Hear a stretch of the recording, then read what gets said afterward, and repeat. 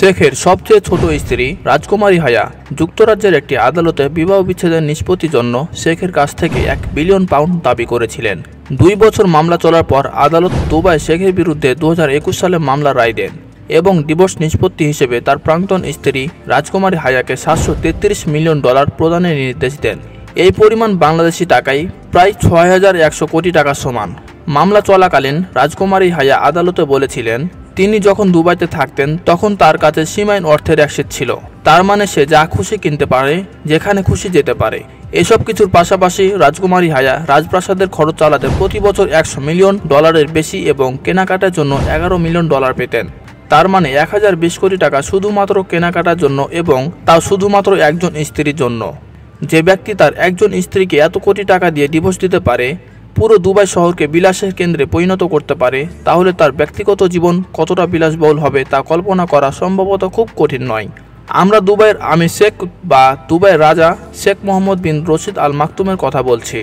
তিনি শুধু দুবাই রাজা নন, পুরো সংযুক্ত আরব আমিরাতের ভাইস প্রেসিডেন্ট। তাদের এত সম্পদ আছে যে যদি তা 1000 সমান ভাগে ভাগ করা হয় এবং শুধুমাত্র একটি অংশ বের করা হয়, তবে আশ্চর্যজনকভাবে একটি টেসলার রোডস্টার, একটি রোলস রয়েস ফ্যান্টম, 2টি 300 সিরিজের ল্যান্ড ক্রুজার এবং একটি পাম জুমাইরাতে বিলাসবহুল বিচ ভিলা।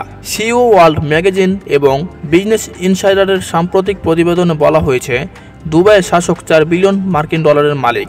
এটি একটি সরকারি পরিসংখ্যান। অনেক অনুমান অনুসারে যদি তাদের সমস্ত প্রত্যক্ষ এবং পরোক্ষ সম্পত্তি বা বিশ্বজুড়ে বিনিয়োগ একত্রিত করা হয়, তবে দুবাইয়ের শাসক $13.9 বিলিয়ন মালিক হন। এখন স্পষ্টতই কারো কাছে যদি এত বিশাল পরিমাণ টাকা থাকে, তবে তার ব্যয় কোন স্তরের হবে। শেখ মোহাম্মদের গাড়ি সংগ্রহ সম্পর্কে বলতে গেলে তার কাছে বিশ্বের অনেক দামি দামি গাড়ি রয়েছে, যার মধ্যে রয়েছে Rolls Royce Phantom, Rolls Royce ghost, Bugatti Veron, Picasso এবং নিউ ডেভিল 16।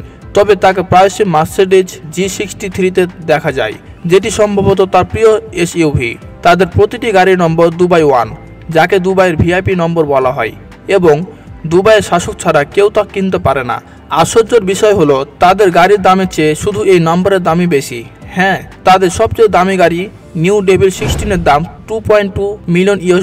অন্যদিকে দুবাই নাম্বারের দাম এই গাড়ির দামের চেয়ে অন্তত 10 গুণ বেশি। এটি থেকে অনুমান করা যায় যে আবু সাওয়া নামে দুবাইয়ের একজন বিলিয়নিয়ারের ছেলে তার গাড়ির নম্বর দুবাই 5 $9 মিলিয়ন কিনেছিলেন, যা ছিল $9 লাখ। এটা বলে রাখি, দুবাইয়ের গাড়ির ভিআইপি প্লেটের সংখ্যা যত ছোট হয়, সে গাড়ির দাম আরও বেশি। এখন আবু সাবা যদি দুবাই 5 নম্বর $90 লাখ অর্থাৎ 70 কোটি টাকা কিনে নেন, তাহলে দুবাইয়ের 1 নম্বর শাসকের গাড়িটি কি দামে কেনা হয়েছে তা একবার ভেবে দেখুন। তার গাড়ি কথা বাদ দেই, শেখ মোহাম্মদ বিন রশিদ অফিসিয়ালভাবে দুবাইয়ের জাবিল প্যালেসে থাকেন, যেটি 1.5 শতাধিক একরের মধ্যে একটি বিশাল প্যালেস। এত বড় এলাকা এবং তার বিশাল প্যালেসটি দেখে আপনার মনে হতে পারে যে হয়তো তাদের পুরো পরিবার এখানে থাকে, কিন্তু তা নয়। জামিল প্যালেসের ঠিক বিপরীতে 100 একর আয়তনের আরেকটি সবুজ এবং বদ্ধ এলাকা রয়েছে, যেটি শুধুমাত্র তার ছেলে দুবাইয়ের ক্রাউন প্রিন্স শেখ হামদান বিন রশিদ আল মাকতুমের জন্য নির্মিত। এখানে শেষ নয়, তিনি মোট 6টা বিয়ে করেছেন এবং তার ঘরে মোট 26টি সন্তান রয়েছে। দুবাই শেখ মোহাম্মদের 2টি ব্যক্তিগত দ্বীপও রয়েছে। একটি ব্যক্তিগত দ্বীপ জুমাইরা সৈকতের কাছাকাছি, যেখানে 17টি ছোট ছোট সমুদ্র বিচ রয়েছে এবং একটি দুর্দান্ত প্রাসাদ রয়েছে। অন্য দ্বীপটি পাম জুমাইরার কাছাকাছি, যেখানে ব্যক্তিগত বিচ, 2টি প্রাসাদ এবং সুন্দর একটি বাগান রয়েছে। তার উভয় দ্বীপেই ব্যক্তিগত ইয়ট পাওয়া যায়। শুধু একটি বা 2টি নয়, প্রতিটি দ্বীপে 4 থেকে 5টি ইয়ট পার্ক করা রয়েছে। এই সমস্ত ইয়টগুলি ছাড়াও দুবাই শাসকের একটি সুপার ইয়টও রয়েছে, যার অফিসিয়ালি নাম দুবাই ইয়ট। $400 মিলিয়ন বা 3120 কোটি টাকায় নির্মিত, এটিকে তার সবচেয়ে বিলাসবহুল ইয়ট বলে মনে করা হয়। শেখ মোহাম্মদ বিন রশিদের সম্পদের জাল শুধু দুবাইতে সীমাবদ্ধ নয়। দ্য গার্ডিয়ান এক খবরে বলা হয়েছে, দুবাইয়ের শাসকের সম্পত্তির বিশাল সাম্রাজ্য লন্ডন এবং স্কটল্যান্ডেও রয়েছে। একটি হিসেব অনুযায়ী ব্রিটেন জুড়ে 1 লাখ একরের জমির মালিক দুবাইয়ের শেখ। তারা কত সম্পত্তির মালিক তা নিশ্চিত করা যায়নি, কারণ বেশিরভাগ সম্পত্তি তারা তৃতীয় পক্ষের কোম্পানির মাধ্যমে ক্রয় করেছে। এছাড়াও তিনি ইংল্যান্ডের ডালহোম নামক একটি গ্রামে $45 মিলিয়ন সম্পত্তি কিনেছিলেন, এবং এটি কেনার উদ্দেশ্য ছিল এখানে একটি ঘোড়ার আস্তাবল তৈরি করা, কারণ এখান থেকে মাত্র কয়েক কিলোমিটার দূরে একটি বিখ্যাত ঘোড়ার রেসের ট্র্যাক রয়েছে।